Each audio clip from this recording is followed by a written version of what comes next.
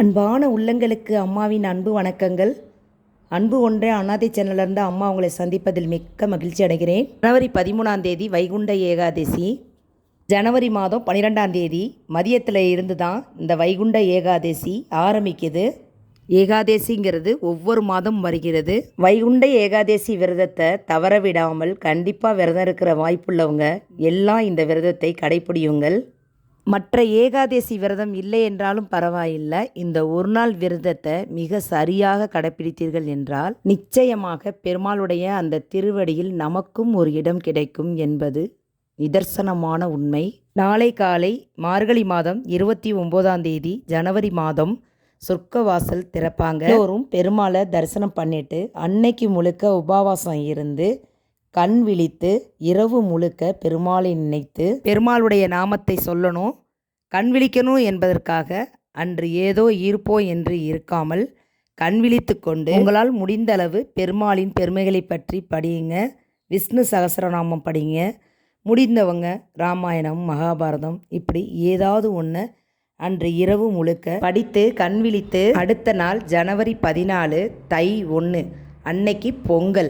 ஆக இந்த அற்புதமான இந்த வைகுண்ட ஏகாதசினால் நாம் இருந்த இடத்துல இருந்தபடியே எம்பெருமாளின் அருளை பெறக்கூடிய இந்த அற்புதமான விரதம் இந்த ஏகாதசி.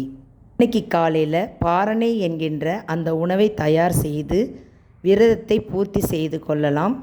நாம் உணவு சமைக்கும்போது அன்னைக்கு கண்டிப்பாக நெல்லிக்காய், அகத்திக்கீரை, சுண்டைக்காய் இது மூணுமே நம்ம சமையலில் சேர்த்துக்கணும்.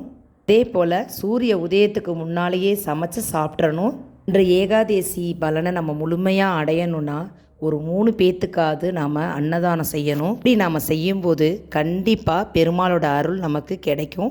அதோடு நமக்கு விரதம் பூர்த்தி ஆயிடுது. அன்னைக்கு சாயங்காலம் நம்ம விளக்கு பார்த்து தான் தூங்கணும். அதுக்கு இடையில் நம்ம தூங்கக்கூடாது. அதுக்கு முன்னால் நம்ம பொங்கல் வேலையை பார்க்க போயிடுவோம். பொங்கல் வைக்கணும். நாம் அதிகாலையில் பிரம்ம முகூர்த்தத்திலேயே நம்ம பொங்கலை வச்சிட்டோம் அப்படின்னா கால நேரமே பார்க்கவே தேவையில்லை. அப்படி முடியாத பட்சத்தில் இருக்கிறவங்க 6 to 7:45 வச்சு முடிச்சிடுங்க. இதுக்கு அடுத்த டைம்னு பார்த்தீங்கன்னா 9 to 10 நீங்கள் பொங்கல் வச்சிடணும். ஏன்னு கேட்டால் அன்னைக்கு வெள்ளிக்கிழமை 10 to 12 நமக்கு ராகு வேலை ஆரம்பிச்சிடும்.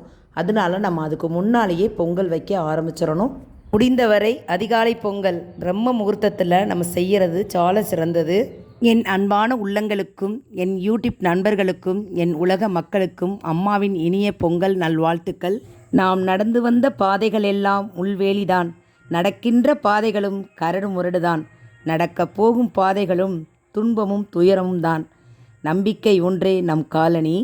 வெறும் அன்பை மட்டும் பரிமாறுதல் உறவல்ல, உண்மையோடும் நம்பிக்கையோடும் அரவணைப்போடும் ஒருவருக்கு ஒருவர் துரோகம் நினைக்காமல் நேசங்களை பரிமாறுவதே நல்லன்பு. குடும்பத்தில் ஒற்றுமை நிலவ, அமைதி மேலோங்க, எல்லாமும் எப்பொழுதும் பெற்று வாழ, அன்பு பெருக, மகிழ்ச்சி என்றும் தங்க, செல்வம் நிலைக்க, நோய் நீங்க, முயற்சி பெருக, வெற்றி என்றும் உங்கள் வசமாக என் இனிய பொங்கல் தின நல்வாழ்த்துக்கள். வாழ்க வளமுடன். வீடியோ உங்களுக்கு பிடிச்சிருந்தா லைக் பண்ணுங்கள், ஷேர் பண்ணுங்கள். இதுவரைக்கும் நம்ம சேனலை சப்ஸ்கிரைப் பண்ணாதவங்க சப்ஸ்கிரைப் பண்ணிக்கோங்க. மறக்காமல் பெல் பட்டனை கிளிக் பண்ணிக்கோங்க. மறக்காமல் கமெண்ட் பண்ணுங்கள். வாழ்க வளமுடன், வாழ்க பல்லாண்டு. நன்றி, வணக்கம்.